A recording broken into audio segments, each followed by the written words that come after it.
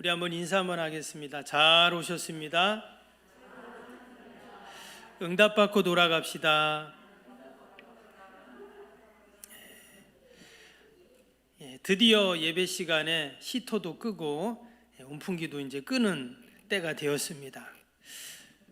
이제 하나님께서 우리에게 또 좋은 그런 계절들을 주셔서 우리가 더 하나님 앞에 믿음으로 기도하고 또 나가야 할 줄로 믿습니다.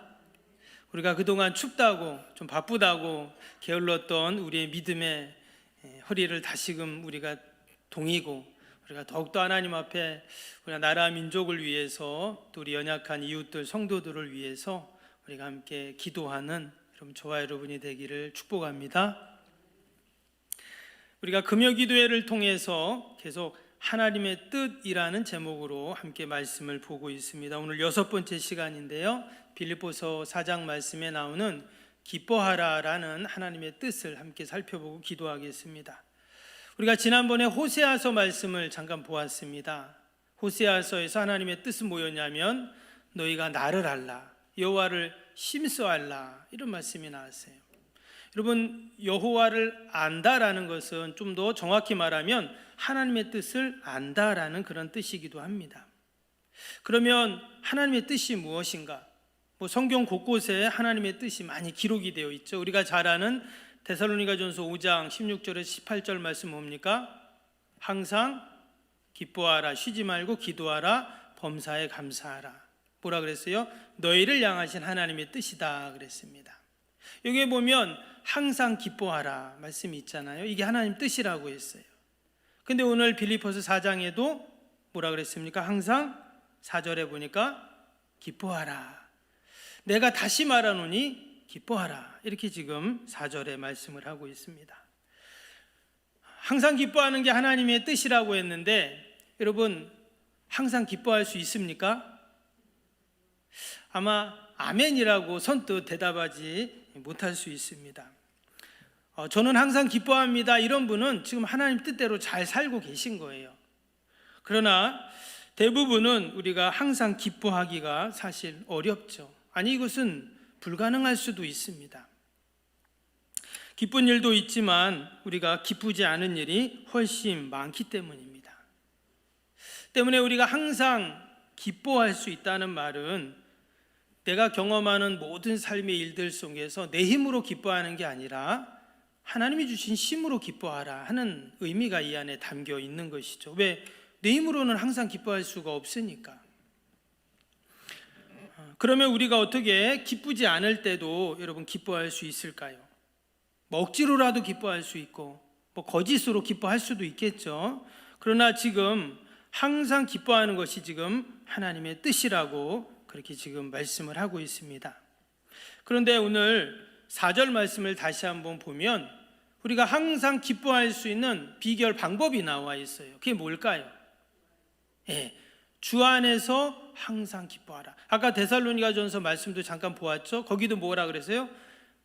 그리스도 예수 안에서 그랬어요.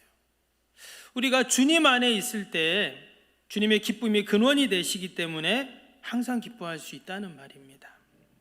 여러분, 놀이터에서 정신없이 노는 아이들의 얼굴을 보면 어때요? 너무 기뻐하고 즐거워합니다. 그 이유는 엄마가 옆에 있기 때문이에요. 돌아갈 집이 있기 때문입니다. 예를 들어서 어떤 아이가 유괴를 당했어요.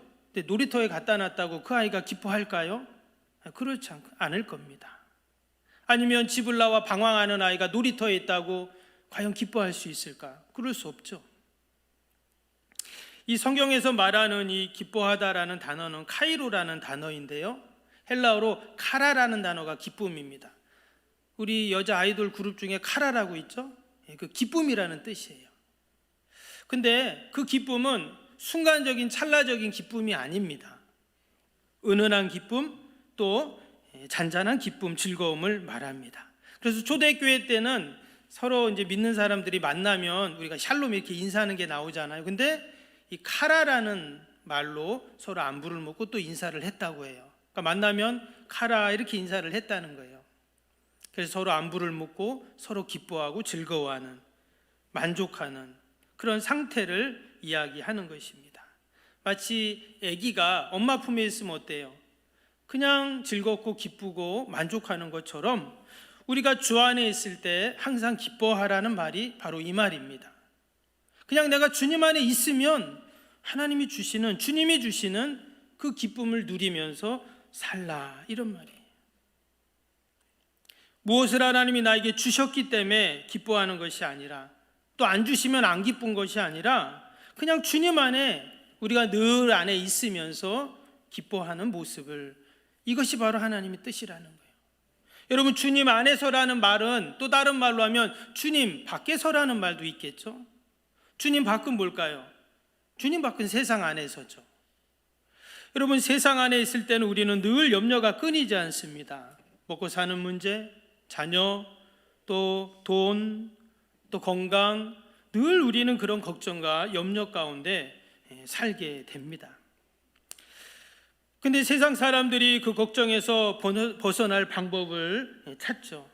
뭐 재미있는 거 없나, 뭐 즐거운 거 없나, 여기서 찾고 저기서 찾고 해보지만 어떻습니까?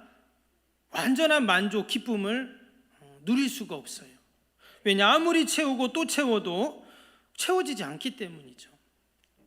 그래서 왜 우리에게 그 기쁨을 찾고 또 그것을 누리면 완전한 기쁨이 있을 텐데 왜 안 되나? 이게 바로 우리가 인간이 영적인 존재이기 때문에 그렇다는 거예요. 육적인 기쁨은 아무리 채워도 그 영적인 기쁨을 채울 수 없기 때문에 그런 것이죠.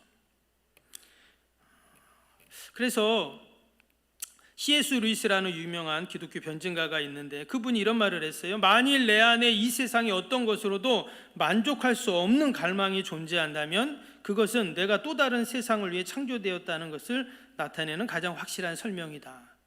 무슨 말이냐면 세상 것으로 내가 막 채웠는데도 이 채워지지 않는 그 마음, 그것은 결국 또 다른 세상에 뭔가를 채워야 하는 그런 존재임을 의미하는 것이라는 거예요. 참 대단한 통찰이죠. 근데 정말 그랬죠. 우리가 세상 것으로만 다 채워서 기쁨이 되는가? 안 돼요. 근데 하나님이 주시는 주님 안에서의 그 기쁨, 소위 영적인 기쁨이라고 한다면 그것이 우리 안에 딱 들어올 때 밥을 안 먹어도, 여러분 어떻게 금식하는데 기뻐할 수 있겠어요? 밥을 안 먹는데. 근데 밥을 안 먹고 금식하는데도 하나님이 기쁨이 주신다는 거예요. 내가 초가삼간에 살아도 하나도 남들이 부럽지 않다는 거예요. 왜 그럴까요? 주님 안에서 우리에게 주시는 그 기쁨이 있기 때문에 그런 줄로 믿습니다.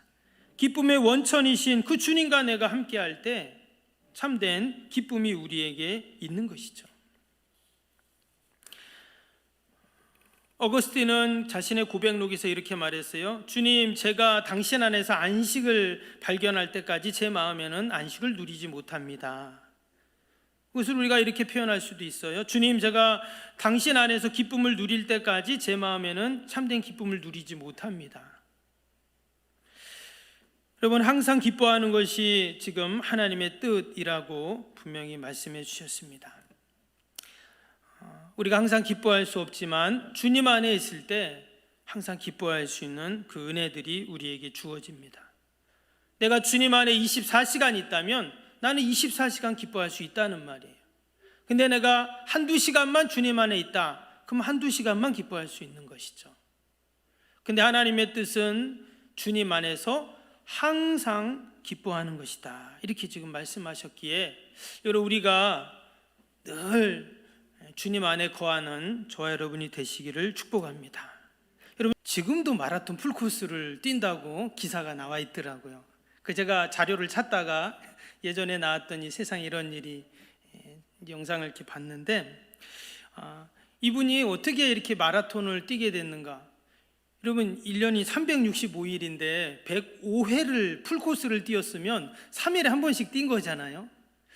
어떻게 이렇게 할 수 있었는가? 이분이 63세인가 5세 때 이제 원래 우체국장이셨는데 이제 할아버지가 은퇴를 하셨어요. 은퇴를 하셨는데 이 척추가 너무 안 좋아가지고, 그래갖고 이제 처음에는 이렇게 살살 걷기를 하고 뛰기를 하다가 이제 마라톤 한번 해봐야 되겠다 해서 이제 마라톤을 시작하셨다고 해요. 근데 이분이 어떻게 처음에 훈련을 했냐면 그 집에 있는 그 아내가 할머니가 심부름을 시키면 읍내 가서 뭐를 사오라 그러면 버스를 타고 가야 되는데 버스를 안 타고 추리닝을 입고 읍내까지 뛰어갔다 오는 거예요. 그래가지고 늘 그 아내 옆에서 빙빙 도는 거예요. 심부름 시킬 것만 기다리고 있는 거예요. 시키면 읍내까지 또 뛰어갔다 오고 이렇게 운동을 했다는 거예요.